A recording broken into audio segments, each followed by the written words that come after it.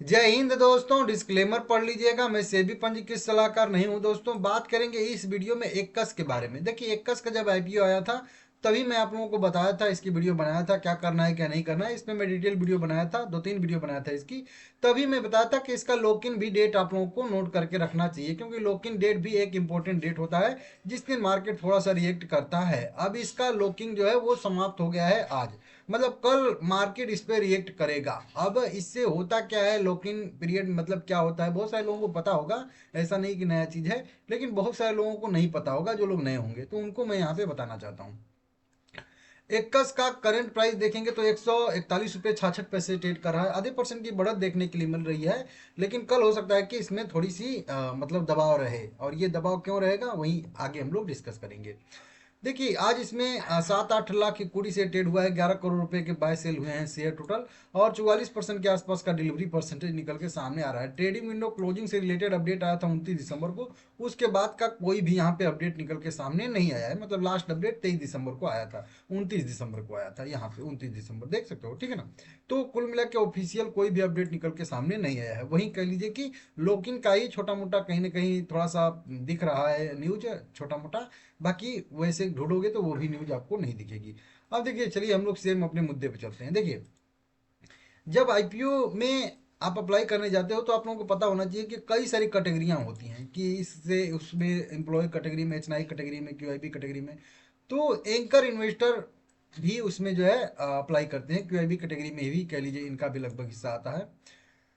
अब इनके लिए भी शेयर रिजर्व रखे जाते हैं, और ये भी लोग को शेयर अलॉट किए जाते हैं कह लीजिए कि आईपीओ में। लेकिन जिस दिन आईपीओ की लिस्टिंग होती है उस दिन इन लोगों की लिस्टिंग नहीं होती है। मतलब उस दिन केवल हम और आप जो है वो शेयर बेच खरीद सकते हैं, समझ रहे हो आप लोग। इसकी लिस्टिंग हुई थी 10 दिसंबर के आसपास, ठीक है ना।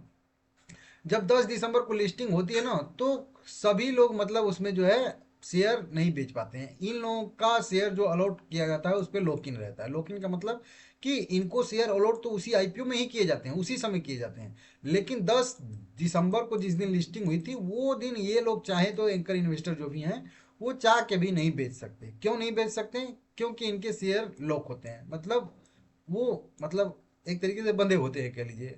लॉक का मतलब ही समझ सकते हो कि लॉक होते हैं, ठीक है ना।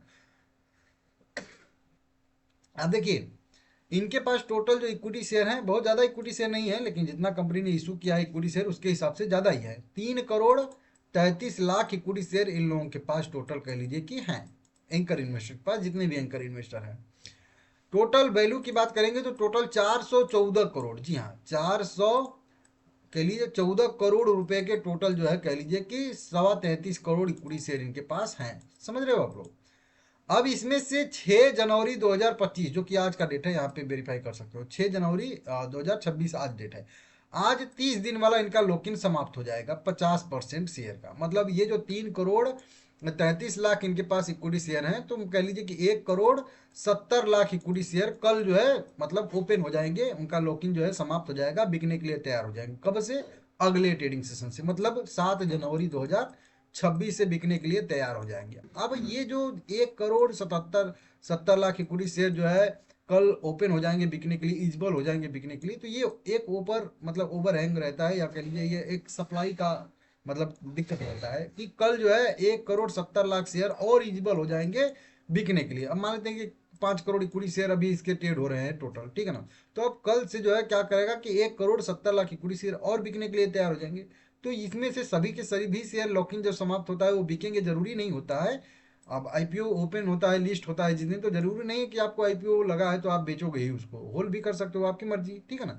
तो इन लोगों की मर्जी, ये चाहे तो बेच भी सकते हैं, नहीं चाहे तो नहीं भी बेच सकते हैं। तो कुछ लोग तो लॉन्ग टर्म के लिए होल्ड कर सकते हैं, लेकिन कुछ लोग जो है शायद से मतलब प्रॉफिट बुक करते हैं या फिर लॉस बुक करते हैं, जिस परिस्थिति में उस समय शेयर रहता है उसके हिसाब से काम करते हैं, ठीक है ना।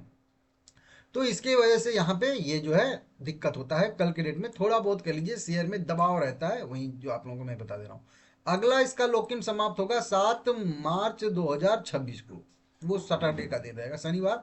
तो अगले ट्रेडिंग सेशन मतलब मंडे से वो ओपन होगा, ठीक है ना। तो उस समय की बात है मार्च की, तो उसको छोड़ दीजिए। लेकिन फिलहाल में 50% जो शेयर है उनका लॉक इन जो है वो समाप्त हो जाएगा। आप पीडीएफ भी चाहें तो यहाँ पे डाउनलोड करके देख सकते हैं, ठीक है ना।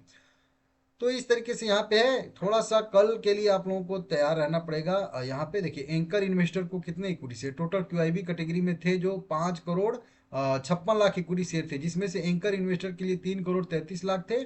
और जो कह लीजिए क्यूआईबी कैटेगरी के लिए अगर जो देखेंगे शेयर हम लोग, तो वो थे लगभग 2 करोड़ 22 लाख इक्विटी शेयर। समझ सकते हो आप लोग, ठीक है ना।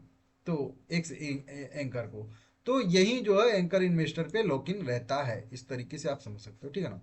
अब ठीक है, इससे क्या फर्क पड़ेगा चार्ट पे, तो देखिए चार्ट पे अभी शेयर जब तक 150 रुपये के ऊपर नहीं जाता है, नहीं निकलता है, तब तक मेरा भी इसमें जो है गिरावट का रहेगा। और जब भी 150 टच करेगा, वहां से एक गिरावट की संभावना इसमें बनी रहेगी। लोएस्ट लेवल कहाँ पे है, तो लोएस्ट लेवल इसका बन रहा है 123 रुपये के आसपास, राउंड फिगर में इसको 125 भी कह सकते हो, और आपकी मर्जी तो आप 120 भी कह सकते हो, ठीक है ना। तो इस तरीके से है, 3 लेवल इसमें आप लोगों को नोट करके रखना चाहिए। एक रेजिस्टेंस है वहीं 150 का, दूसरा रेजिस्टेंस का थोड़ा सा कह लीजिए कि बनेगा 176 पे, और यही वाला बेस्ट आप लोगों के लिए रहेगा अपना, मतलब रेजिस्टेंस लेवल भी। नीचे के साइड में सपोर्ट 123 पे बनेगा, समझ रहे हो आप लोग, 123 120 125 जो भी कह लेंगे। फिर जब भी 150 को टच करेगा, वहां से गिरावट की संभावना इसमें रहेगी। जब 150 ब्रेक करके ऊपर सस्टेन कर जाएगा, तब कहीं जाके 176 तक का मोमेंटम की संभावना इसमें बनेगी। तो फिलहाल में कल वाला डेट इंपॉर्टेंट डेट रहेगा, उसको आप लोग नोट करके जरूर रखिएगा, थोड़ा सा सचेत रहिएगा, सावधान रहिएगा, ठीक है ना।